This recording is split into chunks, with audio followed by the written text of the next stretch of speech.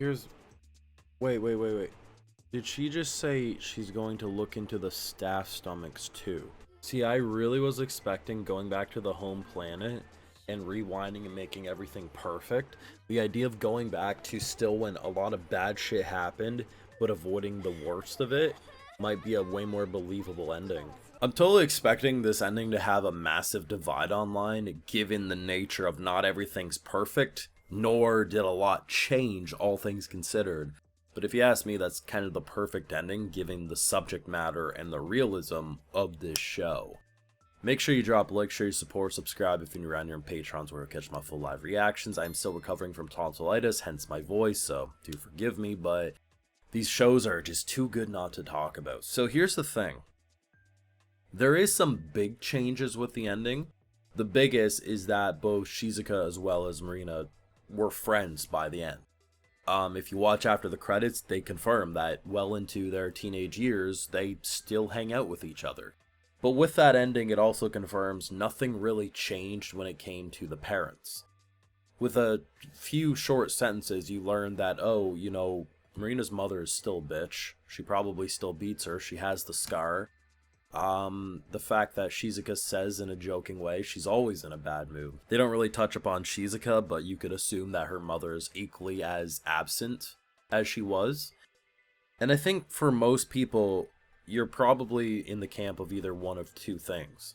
Either it was going to end with it being completely reversed and somehow Takopi using some alien space magic, they introduced the concept of the clock, we would fix a lot of this, right? Or it would just end very negatively. I was really expecting the clock to come into play. I was not expecting Takopi to sacrifice himself for one last rewind, and the idea that it doesn't rewind before the bullying, it rewinds before getting stabbed in the eye or some of these bigger moments like the dog dying and all these different things. But it starts off pretty much where the show kicks off. So we're still in the middle of her hating life. Like Shizuka, like when we do that rewind, Shizuka was like a day or two away from ending her own life. And I think what's so brilliant is rather than just like magically fixing things, I think this is what I've really appreciated about the show is that despite the alien and magical influence of the show, it's surprisingly realistic and doesn't really solve depression with magic. Despite technically you could say the ending was solved with magic because without that rewind it wouldn't happen. But the message of the story isn't you need an alien from outer space to come in and fix your life. It's about really just saying that sometimes shit just sucks. It might not get better for years, but there will be a light at the end of the tunnel, and sometimes if you can relate to those who may be lashing out, which is a realistic thing, that maybe instead of attacking each other, you can learn to you actually target the things that are truly bad in your life, and you can rely on each other. And that's basically what they did. Rather than just going the route of everyone holds hands, sings Kumbaya, what ended up happening was two girls who, one hated her because, you know, her mom was sleeping with her dad, and the other was probably despising her for the emotional and physical abuse she went through. It came out to being, hey, our parents suck. And you know about this weird drawing too? They can't remember Takopi, but like his influence lives on. And I think the idea of showcasing those moments where like she was about to stab again and then seeing the little doodle is why it stopped. Or she was about to bully and then she mentioned her like weird hairpin and they're like, what are you talking about? She's never wore that. That's such a brilliant way to go about this. And while there's going to be people, right, they're going to say, well, she's bullied her for so long up to that point. It's unrealistic to want to be friends with your bully. For some people, sure. As someone who has been heavily bullied in the past, one of my best friends in high school was my worst bully in public school.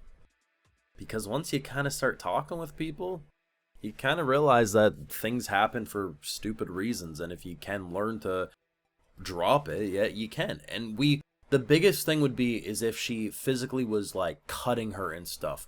Because just beating up and stuff, you can get over that. You can. So the fact that we avoided getting, like, we didn't rewind to her, and I can't say if she did get those kids or not, but the fact that she implied, I'm going to go gut the animal shelter to see what they have in them too.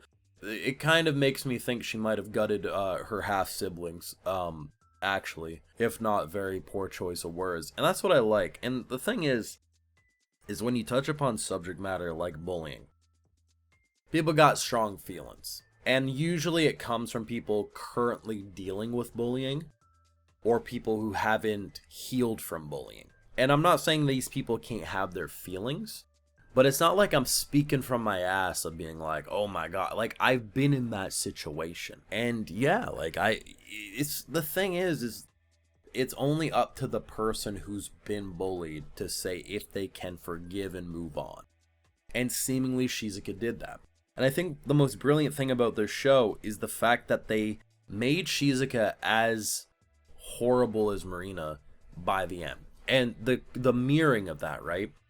We saw this blonde little bitch stab Takopi in the eye with a pencil when he was in her form. And seeing all the number of horrible things. And what did they do in this episode? Had she had a pencil, she would have done the same thing. Instead, she had a rock and she was beating the living shit out of Takopi.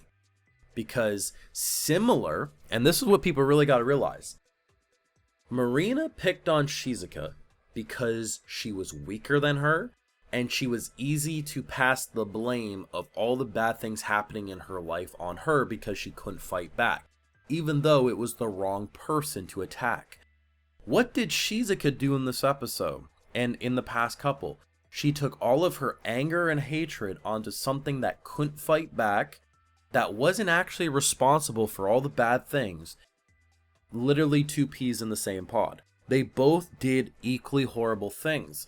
But they both, yes, if there was a way to give them a second chance, they deserved it. And that's what Takopi did.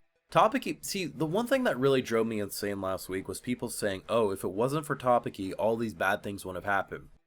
Did his involvement cause some bad things? Absolutely.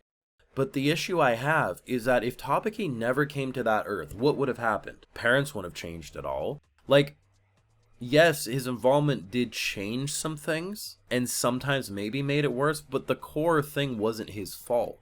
And I think that's what's kind of brilliant, is that despite it not being his fault, he didn't have to sacrifice there, but did so because he truly had love and empathy in his heart. So while yes, it does have aliens and kind of magic as the end result, the fact that the main theme was the parents didn't change, the parents didn't get better, and life still sucked massively for them, but at least life sucked massively together for them. And I think that's a beautiful message. It will be controversial. Now, maybe the internet will surprise me and a lot of people will like it, but I've been around the block enough to know that these types of endings will get some feathers ruffled. And hey, I mean, clearly the author's probably okay with that, but beautiful anime, wouldn't change a damn thing. Perfect if you ask me.